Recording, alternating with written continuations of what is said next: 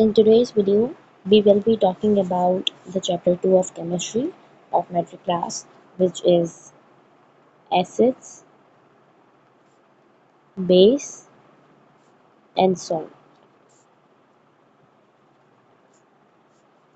And now, you might have heard all of these words since about 6th or 7th grade in your science books: acids, base, and salt. Basically, जो acids, base और salt हैं, they do also have the types. But before studying those, हम पहले ये देखते हैं कि ये तीनों चीज़ें हैं क्या. First of all, let's talk about acids. अब basically जो acids हैं, those substances which produce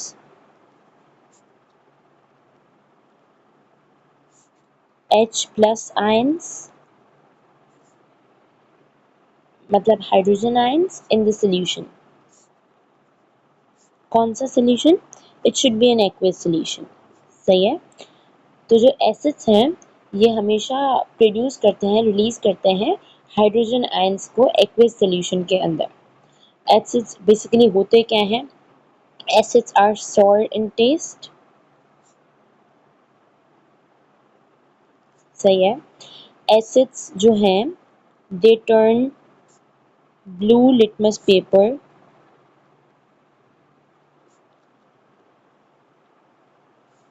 into red. And जो एसिड्स होते हैं they are corrosive in nature.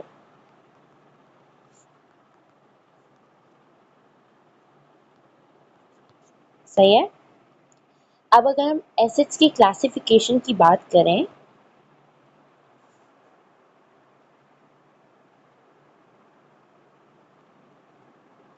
तो एसिड्स की जो क्लासिफिकेशन है it is classified into 3 categories.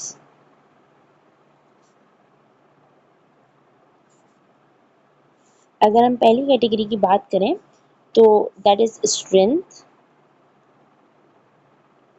Strength में मतलब if N acid is weak और वेदर इट्स स्ट्रॉन्ग. सही है. जो दूसरी क्लासिफिकेशन या दूसरी कैटेगरी है दैट इज सोर्स. एसिड्स की सोर्स क्या है, एसिड्स का जरिया क्या है. They can be of two types. एक तो होते हैं ऑर्गेनिक एंड एक होते हैं इनऑर्गेनिक. सही है. और जो थर्ड कैटेगरी है दैट्स अबाउट कंसंट्रेशन. कंसंट्रेशन मतलब if the acid is dilute या फिर इट्स कंसंट्रेटेड. या तो वो किसी लिक्विड के साथ डाइल्यूटेड होगा या तो वो कंसंट्रेटेड होगा. सही है. तो this was all about acids. When we move on to the next thing that we were talking about, which is base. So base are those substances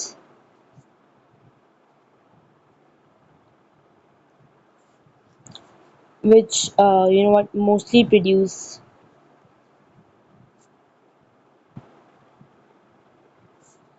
OH ions. OH are hydrogen ions in solution. ये भी aqueous solution ही होगा. सही है. तो ये produce करेंगे OH negative ions. Hydrogen ions जो ये प्रोड्यूस करेंगे ना वो नेगेटिव होंगे. पहले जब हम एसिड्स की बात कर रहे थे तो एसिड्स पॉजिटिव आयंस को प्रोड्यूस करते हैं. सही है. पॉजिटिव हाइड्रोजन आयंस को. और जो बेस है बेस प्रोड्यूस करते हैं नेगेटिव हाइड्रोजन आयंस को. सही है. अब जो एसिड्स थे दे वर sour इन टेस्ट और जो बेस है they are bitter in taste. सही है. जो एसिड्स हैं they turn blue litmus paper into red और जो बेस है they turn red litmus paper into blue. सही है. उसके बाद हम थर्ड चीज़ जिसके बारे में बात कर रहे थे इज सॉल्ट. तो बेसिकली जो सॉल्ट है this is formed by the neutralisation of two things. और वो दो चीज़ें क्या हैं? The neutralisation of acids and base से फॉर्म होता है सॉल्ट. अब you know what, whenever you mix an acid with a base तो वो क्या बनाएगा? Salt plus water. This process is known as neutralisation. तो ये तीन चीज़ें जिनके बारे में हमने बात की which were our main headers of the chapter, acids, base and salt. इसके बाद there are several concepts of acids and bases. बहुत सारी theories हैं acids और bases को लेके. So the very first theory was given by Arrhenius. Arrhenius ने क्या बोला? That theory is basically known as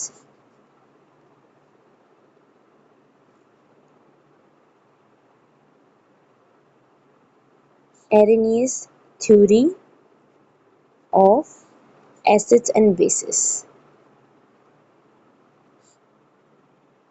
ये इसने कब दी थी? ये थ्योरी इसने दी थी 1880 में. एरिनियस ने बेसिकली क्या प्रपोज किया? He put forwarded a theory which was related to acids and bases. इस थ्योरी के अकॉर्डिंग उसने बोला कि acids are those substances which produce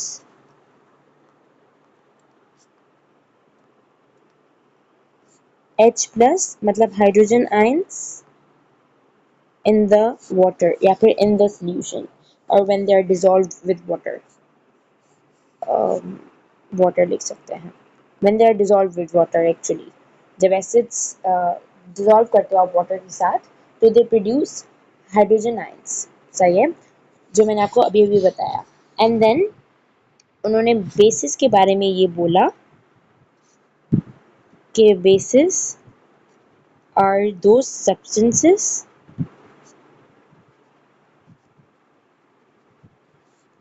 that produce OH negative मतलब hydrogen ions when dissolved in water, जैसे मैंने आपको अभी बताया in the definitions.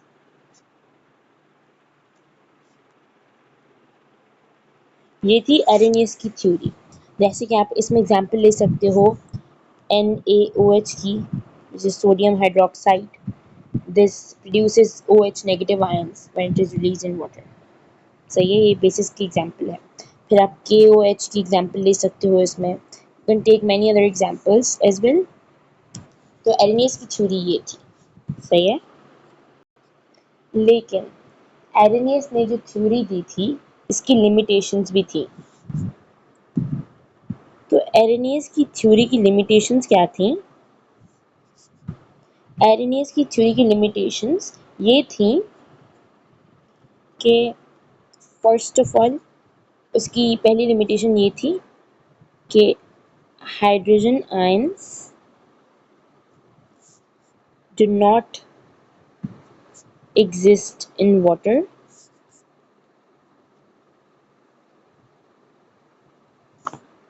and they react with water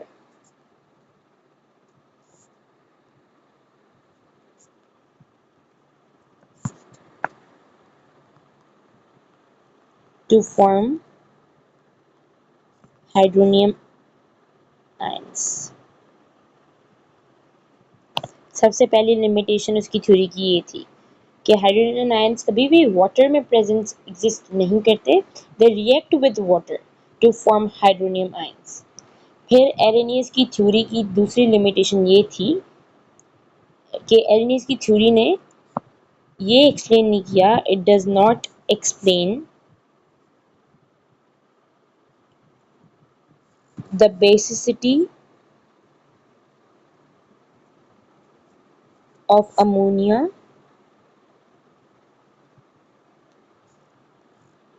is like NH3, the acidity of carbon dioxide, and और भी बहुत सारे सिमिलर कंपाउंड्स थे. तो अब ऑब्वियस सी बात है, if he talked about acids and bases, उन्होंने अगर ये बताया कि हाइड्रोजन आयंस रिड्यूस होते हैं, रिलीज होते हैं नेगेटिव में एंड पॉजिटिव में भी, तो उन्होंने ये एक्सप्लेन नहीं किया अपनी थ्योरी के अंदर कि अमोनिया की बेसिसिटी क्या है, कार्बन डाइऑक्साइड की एसिडिटी क्या है, और भी बहुत सारे सिमिलर कंपाउंड्स थे जिनकी उन्होंने एसिडिटी और बेसिसिटी पे फोकस नहीं किया. This was a limitation of Arrhenius theory as well. And the third limitation of Arrhenius theory is that it is only applicable in aqueous solutions.